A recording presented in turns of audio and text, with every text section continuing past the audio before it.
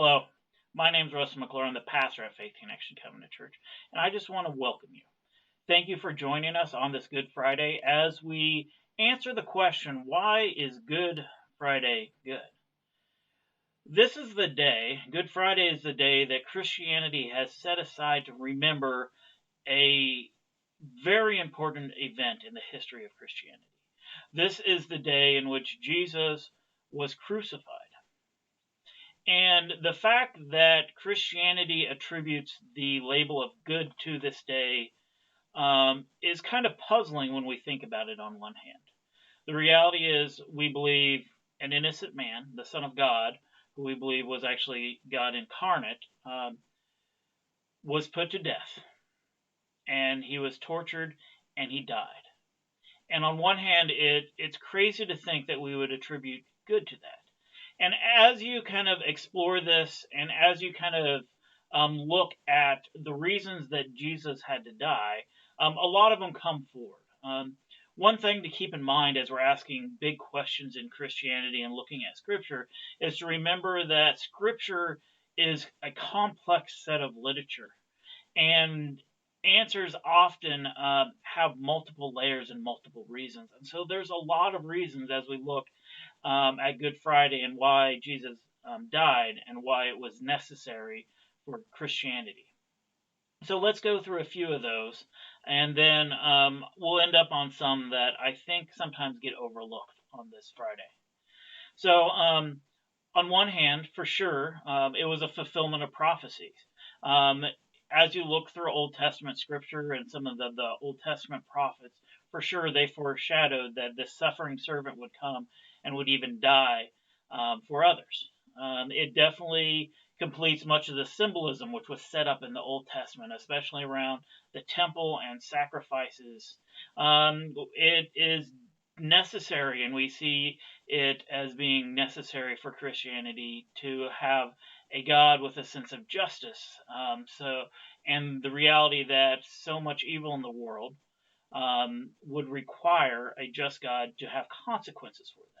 But when we look at those consequences and our capacity to pay that debt, there's a deficiency, and we see Jesus stepping in and paying that. We see it necessary to set up the resurrection, and for all that the resurrection holds for Christianity of God's power over sin, over God's intention to undo all the evil and wrong in the world, and the fact that he's not okay.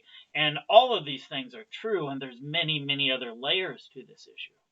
But I wanted to focus on another reason that sometimes can get lost, and that I feel like you might need to hear this morning, and we're going to focus on that. So in order to set this up, we're going to go through three verses. First, Romans 5:8. Second, 1 John 3:16. And thirdly, John 15:13. Now, I'm not going to explain each one. I'm just going to kind of read them in rapid succession, and then hopefully tie it together, and then apply it and talk to you about what it means for you this morning. So we're starting off with Romans 5:8. And Romans 5:8 says this: "But God demonstrates his own love for us in this, while we were still sinners, Christ died for us." I guess I'll explain it a little. That even before we did anything, that Christ died on behalf of us, for us, before we were even around to do or earn or do anything for it. So there's that. Let's go to 1 John 3:16. 1 John 3:16. I'm just reading the first kind of phrase of this. 1 John 3:16. "This is how we know what love is. Jesus Christ laid down his life for us." In the Christian faith, our definition of love, what we use to understand what love is and what it is not, what the calibrating measurement of love for Christians is Jesus and what he did on our behalf. So, read it one more time. This is how we know what love is. Jesus Christ laid down his life for us.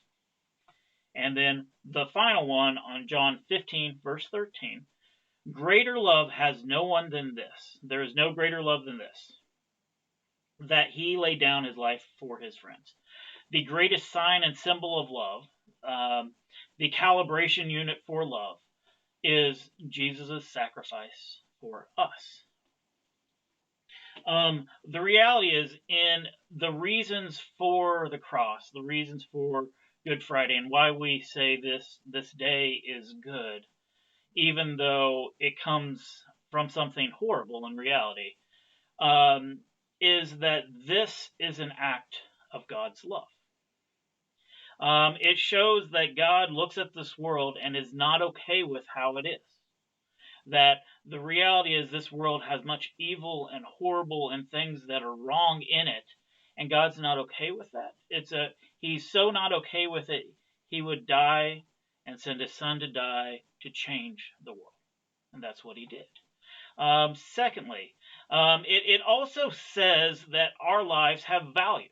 The value of anything is determined by the price that was paid for it, right? You know how much a house is worth, not by how much you think it should sell for, but by how much someone is willing to buy it for, right? You know how much an art piece is worth by how much people are willing to pay for it. Our lives were paid for. Our freedom was paid for by the life of Christ. So that means that our lives, that the value of them are incalculable. They're priceless.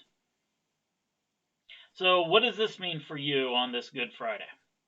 It means, first of all, that you are loved and you are lovable.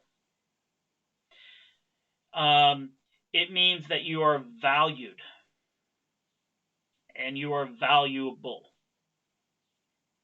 And those two facts right there, these two pillars and essential beliefs in Christianity, that changes how we live. If we're kind of honest and we let it really seep into our soul and let it define ourselves. That despite what the world tells us, that we don't have to earn those two things. They were given to us. We don't have to do enough. We don't have to prove enough. We don't have to get other people to believe it. We just have to accept it and live out of that. And once we do, it starts changing our motivations for everything. It means we can stop playing those games where we're trying to prove to people that we are valuable and we are lovable, because we already are, and we can stop tolerating behavior that would declare other things about ourselves. This is what my desperate prayer for you is on this Good Friday. My prayer is that you walk away knowing for certain, and even more certain after this, that you are loved, that you are valued, and that you are lovable, despite what the world says, and you are valuable.